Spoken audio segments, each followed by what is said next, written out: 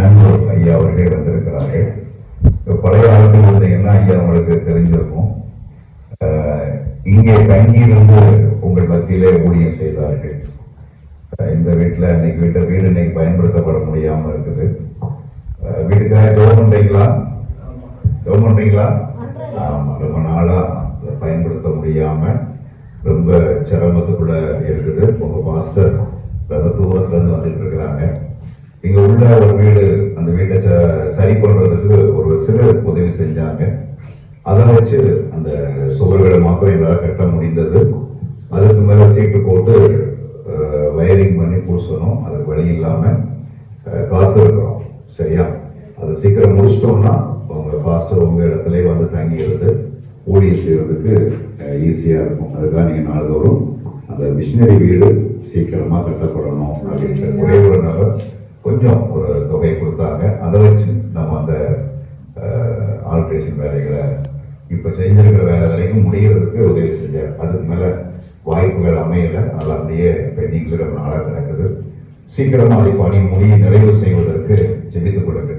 இந்த வீடு பழைய வீடா இருக்கும்போது ரொம்ப கொஞ்சம் இறக்கம் ரொம்ப கம்மியா இருக்கும்போது, ஒரு எந்த வசதி வாய்ப்பு அற்ற ஒரு நிலையில் இருக்கும்போது ஐயா அவர்கள் இங்கே தங்கி இருந்து ஊழியம் செய்தார்கள். அந்த ஊழியத்தெல்லாம் மறக்கவே முடியாது. அல்லேலூயா. அன்னைக்கெல்லாம் ரொம்ப அதிகமான மக்கள் சபைக்கு வந்தாங்க. இன்னைக்கு சபைக்கு ஆட்கள் உண்டு, எல்லாம் வழியே அங்கே இருக்கிறாங்க. இன்னைக்கு கொஞ்சம் கம்மியா வந்திருக்கிறீங்க. ஆனாலும் நல்ல ஒரு பழமையான சபை இதுல ஐயா அவர்கள் தங்கியில் செய்த ஊழியம் ரொம்ப ஒரு பெரிய ஊழியம். இன்னைக்கும் இங்க அவர்கள் ஊழியம் செய்யும் போது இங்க இருந்த விசுவாசிகள் பேர் இன்னைக்கும் சொல்லுவாங்க. பார்க்கும் போதெல்லாம் இவங்க எப்படி இருக்கிறாங்க, இவங்க சபைக்கு வராங்களா அப்படின்னு கேட்பாங்க. நல்ல ஒரு ஜெபிக்கிற ஒரு ஐயா, நல்ல ஜெபம் பண்ணி பாஸ்டிங் போட்டு ஜெபம் பண்ணி சபையை கட்டினவர்கள். என்னுடைய ஊழியத்திற்கு ரொம்ப உந்துதலாக இருந்தவர்கள். எனக்கு அதிக உதவி செய்தவர்கள். அதிக சப்போர்ட், பிரேயர் சப்போர்ட், மற்ற உதவிகளில அதிகமா என்னோட கூட, நான் அப்ப வெங்கட சொந்தத்துல இருக்கிறேன். அப்போ அவர்கள் எனக்கு அதிகமா என்னை ஊக்குவித்தவர்கள், பெற்றுக் கொடுத்தவர்கள். அதுவே நாளும் ஐயா வந்திருக்கிறாங்க. அவர்களை நம்முடைய திருச்சபையின் சார்பாக, ஜிஎம்எஸ் ஊழியத்தின் சார்பாக அன்போடு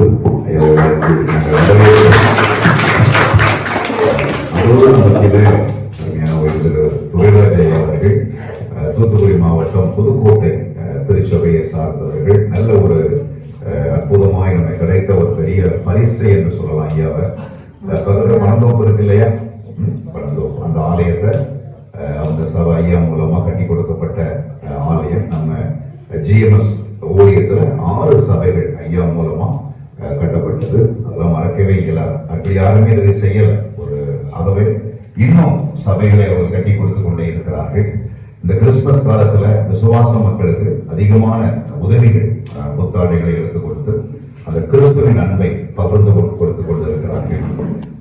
விசுவாச மக்களும் வசனத்துல உறுதிப்படணும்னு சொல்லி வருஷத்துக்கு ஒரு முறை வேதாகம தேர்வு நடத்த வைத்து அதற்கும் சில அநேக நல்ல ஒரு பரிசுகளை கொடுத்து மக்களை, நம்ம பணித்தள மக்களை ஊக்கப்படுத்துகிறார்கள்.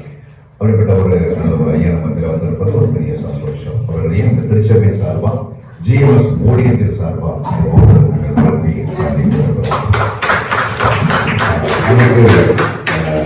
மிஷினரிகள் ரொம்ப பற்றாக்குறை. அதுக்காக ஜெபிக்கணும். அதனாலதான் அங்க ஜமானபுதூரும் பொம்பி கூட்டத்துக்கும் ஒரே அருமையான ஐயா ரெண்டு பணித்தளத்தை பார்க்குறாங்க.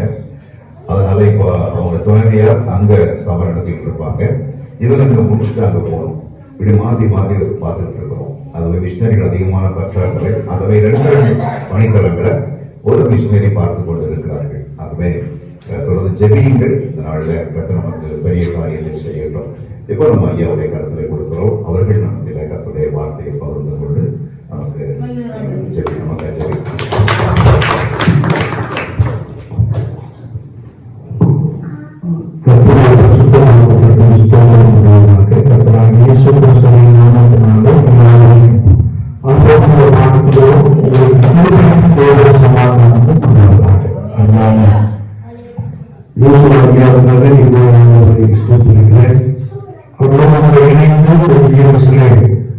பணி செய்யும்படியாக 5 மாதம் தான் கொடுத்தார். 5 மாதம் இங்கே அந்த நாட்களை நான் எண்ணி பார்க்கிறேன். அநேகர் இங்கே வந்து கர்த்தரை ஆராதித்துக் கொண்டு இருந்தார்கள். சிலர் பணி நிமித்தமாய், வேலை நிமித்தமாய் பெங்களூர் பக்கத்தில் உள்ள பட்டணங்களுக்கு கடந்து சென்றிருக்கிறார்கள் என்பதை நான் அதிகமாக அறிந்திருக்கிறேன். இங்கிருந்த நாட்களிலே ஆண்டவர் பெரிய காரியங்களை செய்தார். குறிப்பாக அந்த நாட்கள்ல மின்விளக்கு கிடையாது, கணக்கில் கொடுக்கப்படவில்லை.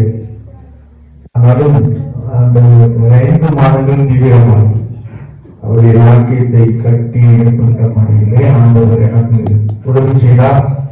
இந்த பகுதி முழுவதும் சனிக்கிழமை என்றால் சைக்கிள் அப்படியே போய் எல்லாரும் நாளைக்கு ஆராதனை வந்துருங்க அப்படின்னு சொல்லி ஜெபிக்கின்ற ஒரு அந்த சூழ்நிலை அந்த நாட்களில் காணப்பட்டது. மற்ற நாட்களில் ஊழியம் ஒருவேளை சில வங்கிகளில் டாக்ஸ் கொடுத்து ஊழியம் நிறைவேற்றப்பட்டது. அது மாத்திரமல்ல, எனக்கு ஒரு பெரிய மகிழ்ச்சி என்னன்னா, இந்த சனிக்கிழமும் அப்படியே 5 கிலோமீட்டர் கொடுக்குற சைக்கிள்ல போகும்போது சில காணிக்கை கொடுப்பாங்க. அதிக விஷயத்துல ஒரு கம்மி வியாபாரியா போனாங்க, அவங்க 20 ரூபாய் கொடுப்பாங்க. மற்றபடி அப்போ ரொம்ப கம்மி காணிக்கை என்பது நம்ம எதிர்பார்க்கறது இல்லை, ஆனா கொடுப்பாங்க, கொஞ்சமா கொடுப்பார்கள். சிலர் அரிசி கொண்டு வருவார்கள். இதெல்லாம் வச்சு காலையிலே ஒரு 5 மணிக்கு எழுப்பி நல்ல சமையல் பண்ணி வச்சுட்டு ஆராதனை 9-9:30 ஸ்டார்ட் ஆகும், 1 மணிக்கு தான் முடியும். இந்த மரத்துக்கடியில் உட்காந்து எல்லாரும் சாப்பிட்டுட்டு சாயங்காலம் தான் நினைச்சுவாங்க. பஸ் வசதி கிடையாது. இப்ப எனக்கு எப்படின்னு தெரியல. இப்ப காலையில மாநாடம் அப்படின்னு சொல்லி ஒரு பஸ் ஏதோ போயிட்டு இருக்கும், அது எந்த இடம் தெரியல. ஆமா, இங்க போய் திரும்பி உடனே கொஞ்சம் தோட்டத்தை திரும்பி இருக்கும். இப்பவும் அப்படித்தான் இருக்கும்னு நினைக்கிறேன். ஆனால் அனைவரும் கால்நடையாய் கடந்து வந்த காலங்கள் அது ஒரு மகிழ்ச்சியான காலம். ஆண்டவர் அந்த நாட்களை எங்களுக்கு கொடுத்து பயன்படுத்தினார். குறிப்பாக எங்களோடு ஐயாவுக்காக ஸ்தோத்திரிக்கிறோம். அவங்க இந்த சீஃப்னஸ் ஃபீல்டு சொல்லி நிறைய ஆலயங்கள் கட்டி கொண்டே இருக்கிறார்கள். அருமையான சிவன் தம்பிக்காக, சகோதரிக்காக, குடும்பத்தாக நன்றி செலுத்துகிறோம். கர்த்தருடைய ஆசீர்வதிப்பார்.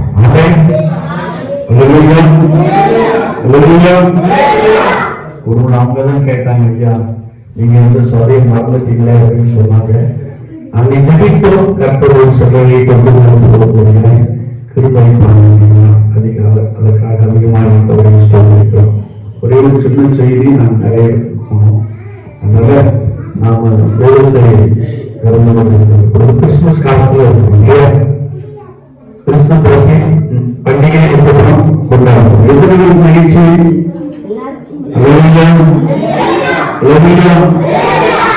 வேதாந்தத்தை நாம் வாசிக்கின்ற போது யாரும் மிக பயப்பட்டிருக்காங்க. வேதாந்தத்தை நாம் வாசிக்கின்ற பொழுது அவர் உங்களை வேட்கையான சந்ததியாய் வைத்தபடியால் அவர் தாழ்மையான கோபம் கொண்டார்.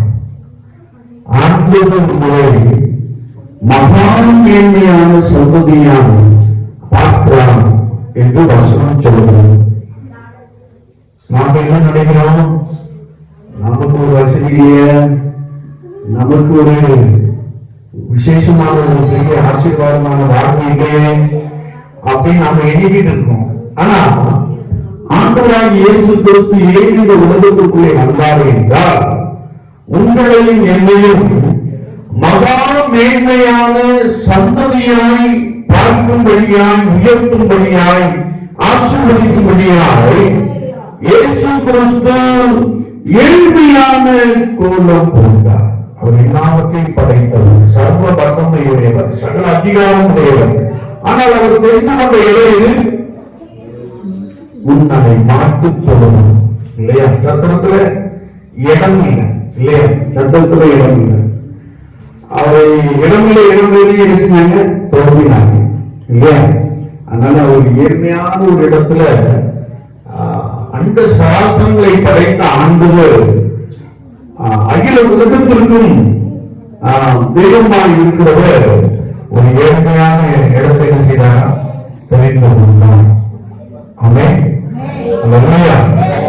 ஒரே ஒரு காரியம் வேதம் சொல்லுகிறது, அவர் நம்மை ஐஸ்வர்யங்களாக்கும்படிக்கு அவர் என்ன செய்தாரா தரித்திரனானார் என்று வசனம் சொல்லுகிறது. அப்போ உங்களையும் என்னையும் ரட்சித்து உங்களையும் என்னையும் இந்த பூமியிலே மேன்மைப்படுத்தி உயர்த்தி மகா மேன்மையான சந்ததியாய் உருவாக்கும்படியாய் இயேசு கிறிஸ்து இந்த பூமியிலே வெளிப்பட்டார். அல்லேலூயா. அல்லேலூயா. உங்களை உங்களோடு வாழ்ந்து கொண்டிருக்கிற ஒரு அற்பமாய் எண்ணலாம் இல்லையா? காவியிலே எல்லாமே என்ன செஞ்சாங்க? அவங்க குடும்பத்துல அற்பமாய் எண்ணினாங்க இல்லையா? அந்த ஒரு தீர்க்கதரிசியை பார்த்து சொன்னார், நீ ஈசாய் குடும்பத்திற்கு போய் பரிசுகளுக்கு விருந்து பண்ணுங்க என்று சொன்னார்.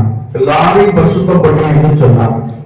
அங்கே ஒரு பெரிய விருந்து அமைக்கப்பட்டது. அந்த விருந்துல நான் உங்களுடைய குடும்பத்திலிருந்து ஒருவரை ராஜாவாக இருந்து போறேன், அபிஷேகம் பண்ண போறேன் அப்படின்னு சொன்னாரு. ஆனா ஈசாய் எல்லா பிள்ளைகளையும் கொண்டு வந்து பேசினான், வரிசையாக நிறுத்தினான். ஆனா ஆவியானவர் சொன்னார், மனுஷன் முகத்தை பார்ப்பான், கர்த்தர் இருதயத்தை பார்க்கிறார். இவனை புறக்கணித்தேன், இவனை புறக்கணித்தேன், இவனை புறக்கணித்தேன் என்று சொன்ன ஒரு வார்த்தையை நாம் வாசிக்க முடியும். தீர்க்கதரிசி ஒருவேளை ஈசாயை பார்த்து வந்து பிள்ளைகளை விழுந்தானா அப்படின்னு கேட்ட உடனேதான் ஒருவன் எங்க இருக்கான்? ஆட்டின் பின்னே ஓடிக்கொண்டிருக்கிறான். அப்போ ஒரு விருந்து வீட்டுல நடக்குது, எல்லாரையும் பரிசுத்தம் பண்ணுகிற காரியம் நடக்குது. அதுல தானியில கம்ப்ளீட்டா நெசிக்கிறாங்க, மறந்து விட்டாங்க. உன் குடும்பத்தார் ஒண்ணு மறக்கலாம், உன் பிள்ளைகள் ஒண்ணு மறக்கலாம். இந்த நோக்குல வாழ்ந்து கொண்டிருக்கிற நபர்கள் நம்ம என்ன செய்யலாம்? மறக்கலாம் அல்லது அற்பமாய் எண்ணலாம். ஆனால் இயேசு கிறிஸ்து உங்களை எப்படி பார்க்கிறார்? மகா மேன்மையான சந்ததியாய் பார்க்கிறார். நீங்கள் ஆண்டுடைய பார்வையிலே அருமையானவர்கள் என்று வேதம் சொல்கிறது. சமுதாயம் நம்மை புறக்கணிக்கலாம் இல்லையா? ஆனா நீங்கள் அன்றைய பார்வையை எழுதினா அருமையானவர்கள். எனவே உங்களை மேன்மைப்படுத்தும்படியாய், உங்களை ஆசீர்வதிக்கும்படியாய், உங்களுக்குள்ளே மகாபெரிய ரட்சிப்பை உண்டு பண்ணி நீங்கள் வாழ்கின்ற இடத்திலே உங்கள் சந்ததிகளை கர்த்தர் பலமாய் ஆசீர்வதிக்கும்படியாய் அவர் ஏழ்மையான ஒரு கோலத்தை கொடுத்தார். ஆமென். ஒருவிட நான் ஏழையாவே இருக்கு, கஷ்டப்படுறேன்னு நீங்க நினைக்கலாம். அந்த கஷ்டத்தை எடுத்துக்கொண்டு ஆண்டவர் மேன்மை உண்டு பண்ணும்படியாய், உயிர்மை உண்டு பண்ணும்படியாய் இந்த பூமியிலே கடந்து வந்தார். அந்த விசுவாசத்தை நாம் பலப்படுவோம். இயேசு கிறிஸ்துவின் அந்த ரட்சிப்பை, அவர் அந்த நோக்கத்தை நாம் சொந்த ரட்சகராக அவரை நம்முடைய உள்ளத்திலே ஏற்றுக் கொள்வோம். மெய்யாகவே நான் அவருடைய ரட்சிப்பை பெற்றிருப்பேன் என்றால், எப்படி ஆட்டின் பின்னே ஓடிக்கொண்டிருந்த அல்லது சொந்த குடும்பத்தால் மறக்கப்பட்ட அல்லது எல்லாராலும் மறக்கப்பட்ட ஒரு தாவீதை அழைத்து அபிஷேகம் பண்ணி ராஜாவாக்கினாரோ, அப்படியே உங்களை என்ன செய்வார்? மேன்மைப்படுத்த போதுமானவராக இருக்கிறார். எனவே நீங்கள் பயப்பட வேண்டாம், கவலை வேண்டாம். உலக ரட்சகரான இயேசு கிறிஸ்துவை சொல்ல இருமையை ஏற்றிக் கொள்ளுங்கள். அவர்களை ஆசீர்வதிப்பார்கள். ஆமென். ஆமென். இந்த பண்டிகை நாட்களுக்கு இருந்த மகிழ்ச்சியோடு சந்தோஷத்தோடு ஆசிரியக்கூடிய கிருபையை கர்த்தர் நிறைவாக உண்டாக்குவார்கள்.